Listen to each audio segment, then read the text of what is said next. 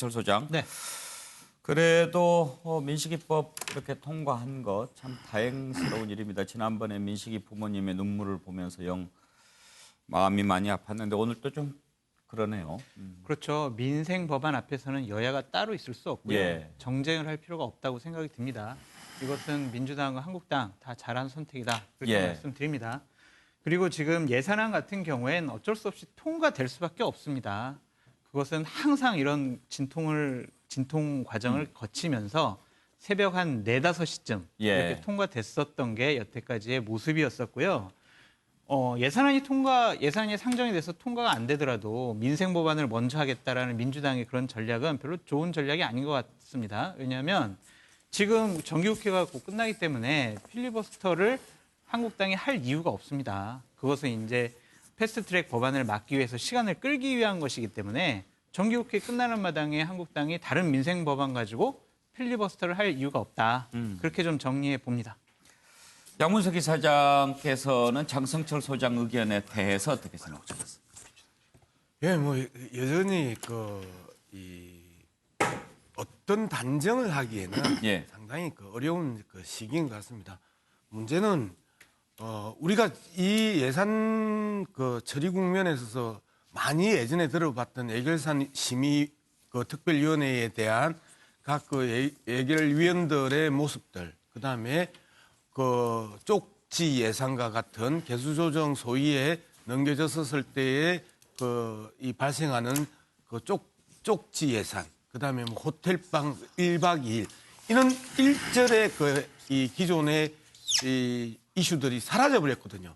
말 그대로 가출했다가 들어와가지고 내봤거든 내 나라라고 이야기하는 자유한국당의 그동안의 장애투쟁, 삭발투쟁, 단식투쟁, 그리고 투쟁 이 과정에 있어서 말 500조를 넘기는 이 수프 예산에 대해서 최소한의 감시와 견제 역할도 하지 않았고 그 내용조차도 구체적이지 않은 상황에서 예산안에 대한 발목을 또 잡고 있는 모습들, 그리고 신임 원내대표가 합의했던 내용을 의원총회 추인 과정에 있어서 또 부결당하면, 보통 이런 거 부결당하면 원내대표 바로 사퇴거든요. 노동조합은 기본적으로 노사 합의하고 나면 들고 와가지고 부결당하면 노동조합의 집행부가 사퇴하거나 탄핵을 당해요. 그런데 이것을 전술적인 방식으로 활용하고 있는 것 아니냐는 의심을 받을 정도로 기본적인 신뢰를 초반부터 잃어가고 있는 심재철 원내대표의 모습들이 또 국민들의 분통을 터뜨리게 하는 것 아니냐. 저는 그렇게 생각하고 있습니다. 예. 자, 서정 변호사. 저는 이제 국회가요. 국회법이 이제 장식은 아니잖아요. 국회법도 이게 법 아닙니까?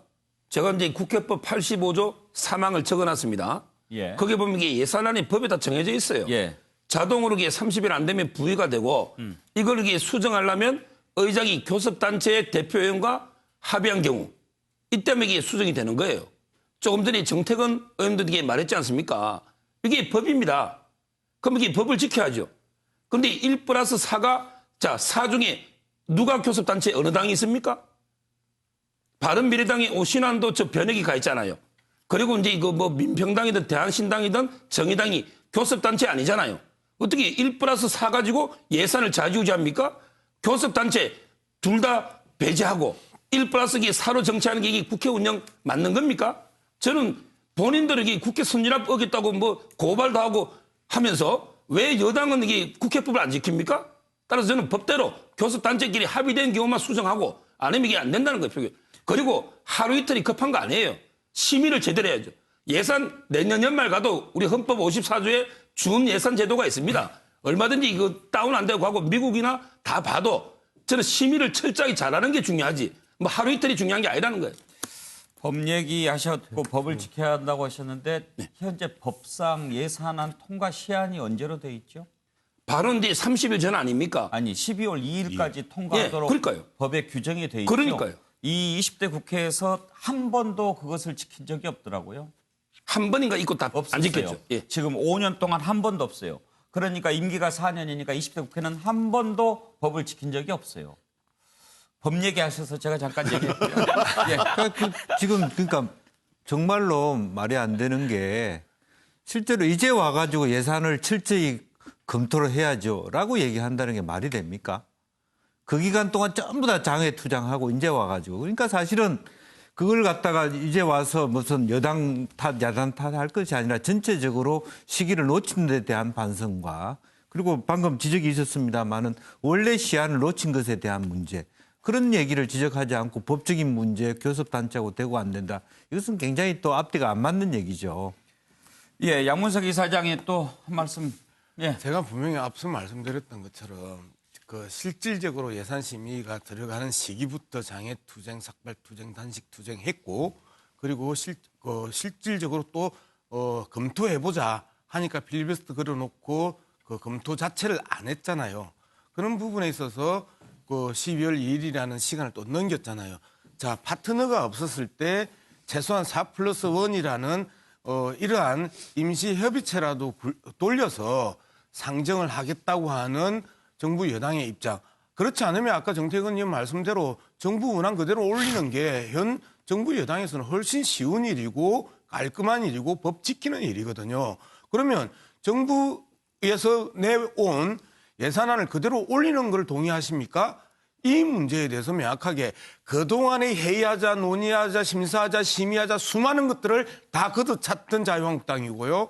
그리고 이제는 그나마 보완해서 최소한 야당하고 논의해서 예산안을 올리려고 하는 그 노력조차도 예. 불법이라고 공격을 하면 정부안 그대로 올리는 게 맞는 거죠. 자, 장성철 소장 그걸 말씀까지. 원하시나요? 예, 들어보죠. 정부안 올리는 것을 아마 민주당이 반대할 겁니다. 왜냐하면 민주당 의원들도 본인들의 민원 예산, 쪽지 예산이 있었을 텐데 정부 예산만 가지고는 그러한 예산을 충족시킬 수 없기 때문에 민주당도 반대할 것 같고요.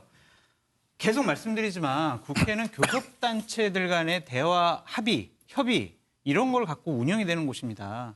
지금 4+1이라는 교섭단체가 아닌 그러한 여당의 우호적인 야당과 함께 이러한 불법적인 회의체를 구성을 해서 예산을 처리하고 패스트트랙 법안까지 처리하겠다? 이것은 그동안 국회가 숭고하게 지켜온 대화와 합의 이런 정신을 깡그리 무시한 의회 민주주의를 파괴하는 행동이고요. 결국에는 이 민주당과 이인영 원내대표가 국회는 협박, 엄포, 강행 이러한 새로운 관례를 만들었다. 예. 그래서 이것은 분명히 부메랑으로 돌아갈 것이다. 자, 이렇게 말씀드립니다. 정태근 의원 말씀 듣고 진도 나갑시다. 그 나경원 원내대표의 말이 약간 문제가 있긴 했었습니다만 뭐였죠? 사실은 그러니까 그 공수처법이나 선거법을 상정하지 않는다면 필리버스터 안 하겠다 이런 식으로 얘기를 했는데 지난번에 나중에 이제 그것을 번복해 가지고 민생법안 먼저 처리할 수 있다고 했는데 또 민주당에서 필리버스터 처리하지 않으면 본회의 못 연다고 그런 거예요. 그래서 예산안은 사실은 12월 2일 날 열 수가 있었습니다. 예. 그래서 제가 여기서 강조드리고 싶은 건 뭐냐면 집권당은 국정 운영에 최종적인 책임을 갖고 있어요. 그래서 지금 이미 어저께 협상회기로 돌았으면 보다 더 능동적으로 예산안 문제를 가지고 오늘 협상에 임했으면 사실은 오늘 한 서너 시 정도에 정리될 수도 있는 거거든요. 근데 예. 좀처럼 사실은 민주당은 집권당임에도 불구하고 별로 양보를 안 하려고 그래요. 그래서 앞으로도 집권당이 얼마 남지는 않았습니다만 원만한 국정을 위해서 보다도 좀 포용적이고 전향적인 여당의 모습을 보여줘야 됩니다. 차재원 교수 두 편만 꽂으셨는데 모든 분이 다 한마디 하시겠네요. 안 하려고 그러는데 그 아마 뭐 지금 방금 정태근 의원 말씀하신 것처럼 뭐 여당이 상당히 집권 여당답게 그러니까 뭐 포용력을 보여야 될 부분 아마 그건 아마 이번 아마 오늘 자정 내지는 뭐 다음 내일 새벽까지 뭐 이루어지는 협상에서 저는 어느 정도 뭐 그런 모습이 나올 거라고 기대하고요. 그런데 그 앞서서 지금 그러니까 이 4+1이라는 그러니까 아주 특이한 형태로 예산 심의가 될 수밖에 없던 그 부분에 대한 지적들 거기에 대해서 제가 조금 한 말씀 보태고 싶은 것이 있는데요. 그러면 이러한 상황 자체가 왜 벌어졌냐는 겁니다. 앞서 뭐 말씀하셨지만 지금 진짜 듣도 보도 못한 자유한국당의 모든 일반 법안에까지 필리버스터를 걸므로써 국회가 꽉 막혀버린 거 아닙니까? 그 부분에 대한 원인 제공, 그 부분에 대한 책임은 자유한국당의 책임을 어디로 갔나요? 만약에 사실 그런 상황에서 지금 뭐 법상으로 된다고 한다면 이 지금 그 정부 원안대로 통과될 수밖에 없는 상황이거든요. 그럼 그 진정 자유한국당 그걸 원했던 건가요? 그런 건 아니잖아요. 그렇다고 한다면 지금 자유한국당이 이 지금 4+1 부분에 대해서 상당히 하니까 비판할 수 있어요. 그리고 또 하나 부적절했던 부분은 이 4+1 과정에서 예산을 심의하는 과정에서 기재부 공무원들이 나름대로 상당히 그러니까 같이 동참을 해서 예산 조정을 하는 과정에서 그걸 갖다가 정치 관여라고 해서 강하게 지금 그러니까 일종의 엄포를 놓는 그러한 부분들도 저는 상당히 부적절한 것이 아니었나 하는 생각이 듭니다. 자, 또 뭐 하고 싶은 말씀 있으시겠지만 지도 나갑시다. 넘어가겠습니다.